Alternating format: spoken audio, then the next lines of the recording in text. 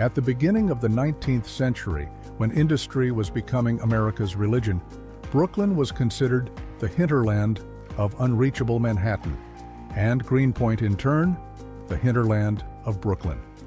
For immigrants, it was one of the key gateways to America. For some, the beginning and the end of their journey. In the second half of the 20th century, the area between Newtown Creek and the highway connecting Brooklyn with Manhattan was known as Little Poland. You could hear people speaking Polish, shopping at Polish stores, visiting Polish doctors, barbers, lawyers, and restaurants. But there was never a place like this in Poland. Watch the Greenpoint Tales.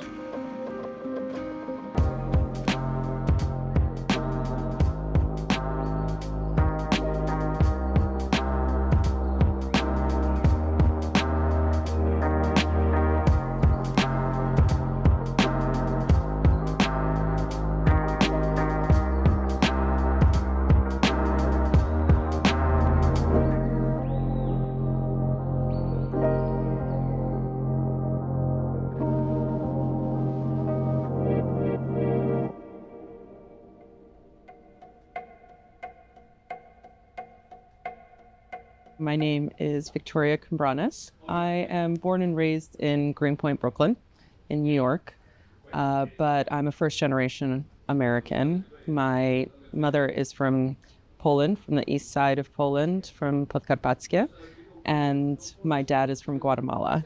So they both came here as immigrants to look for a better life and found each other in Greenpoint. My mother came over from Poland in 1980. This was during the amnesty, and so she was looking for a better life to get away from, at that time, Soviet communist Poland. During that time, she didn't anticipate meeting my dad. And so when she met my dad, they fell in love on the G train, actually. And they decided to stay in America. So my dad was born and raised in northern Guatemala. And so when he was 16, he finished the equivalent of high school, and he really wanted to come to America. It was always his dream to come here.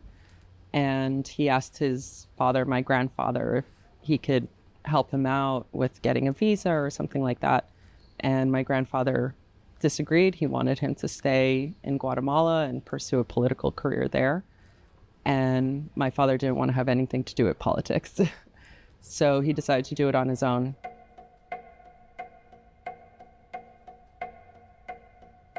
I think in a way there was a lot of benefits to the economic situation back then.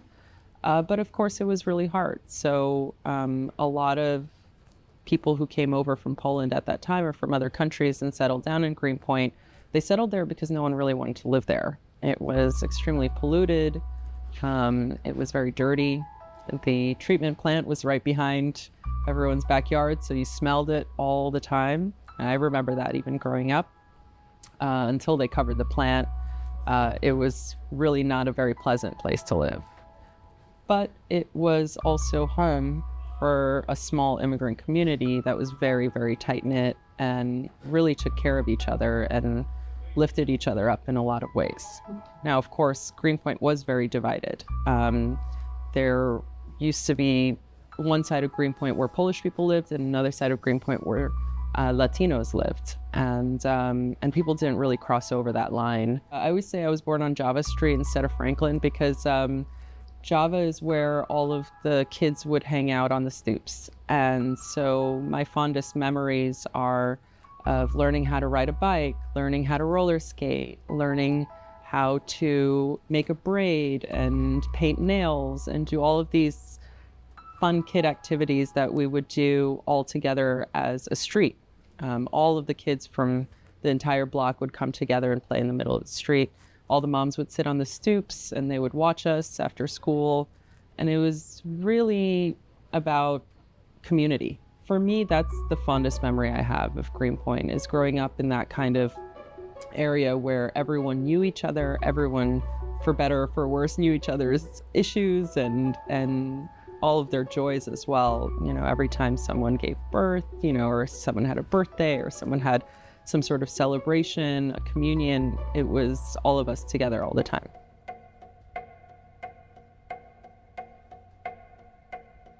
So I guess it started in the late 90s. There was already speculation on what would happen with the waterfront. And then I think after 9/11, that's when it really catapulted and the gentrification really started in Greenpoint. A lot of people felt unsafe living in Lower Manhattan, so they moved across the Williamsburg Bridge, first to Williamsburg, and then they discovered Greenpoint in the early 2000s. So that's when I started to see a lot of speculation. That's when the rezoning happened in 2005. And really after that, it was just an explosion of just speculation and development. You're always going to have changes. You're always going to have construction, development, noise, and new people moving in and out. That's a given. But what ended up happening to Greenpoint that I find to be a little sad is that it was so fast and it was so cutthroat in a way that it very much felt like a sweeping away of an entire generation, entire community's history, their memories, their landmarks, the things that they built up and put a lot of love and care into were simply swept away as not good enough and replaced. And not only replaced, but their history was replaced and changed and rewritten by voices that had nothing to do with the community before. I guess the best example I can use in terms of rewriting history would be in, there was a woman, she was a nun, her name was Sister Frances Cress. She taught generations of kids about the environment and about the dangers of pollution in Greenpoint. She would bring kids to Newtown Creek and show them the oil spill. She was a really powerful activist before the term environmental activist even existed in Greenpoint. And yet today she's almost completely written out of the history of environmentalism in Greenpoint because she was religious, and that doesn't fit into the paradigm of what's cool and fashionable in Greenpoint today.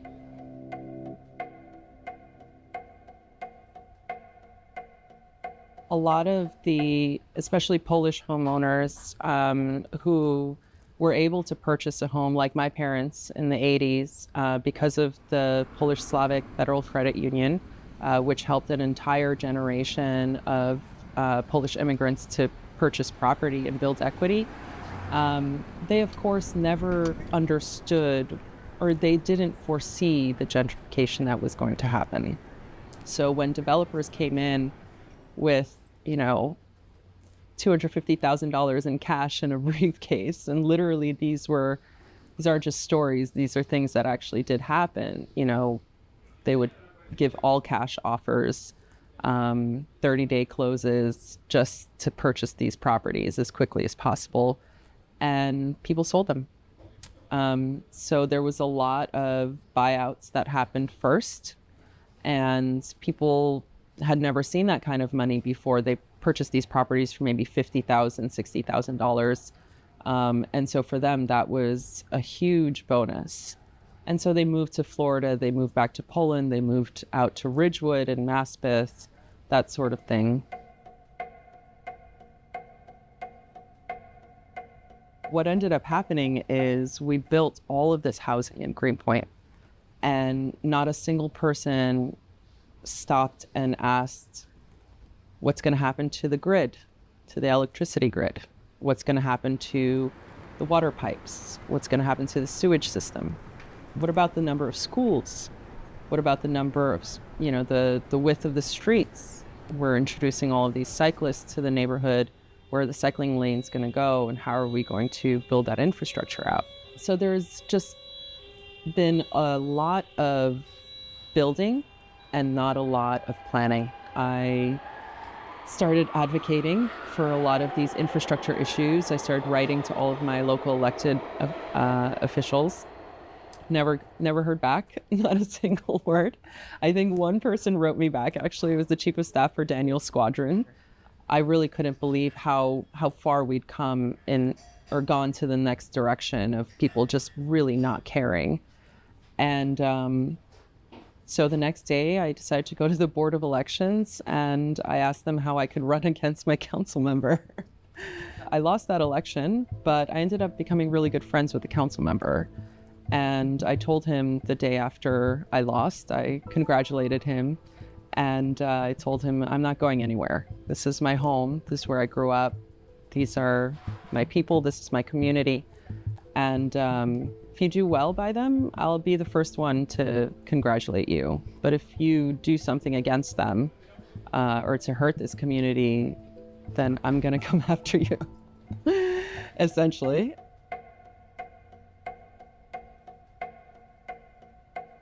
All politics is local, I think, actually. And if you're not concerned about your community board, about electing judges, about becoming a county committee member in your local Democratic Party, or a state county representative, then you're not really aware of how politics is done.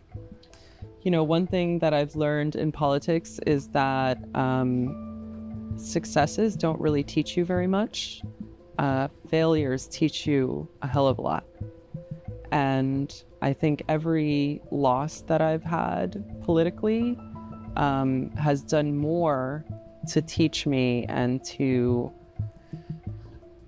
show me exactly what that would look like than any of my successes. You know, I would say when I was first starting out in my political career, I felt like I needed to scream and shout about a lot of issues. And it's good to have that pulpit to do that.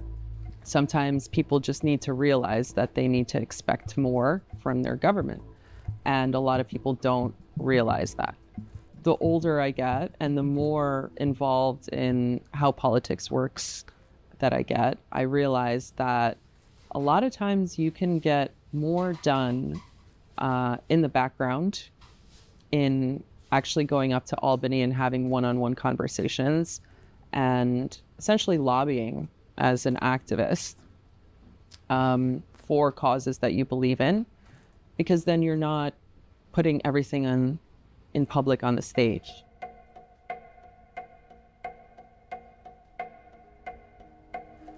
My parents didn't know American culture, so I wasn't very Americanized in that sense. I listened to Belizean music and disco polo, and I ate Polish food and rice and beans, and so our culture at home was so mixed that I couldn't say that I was an American kid in school, or not as American as my other friends.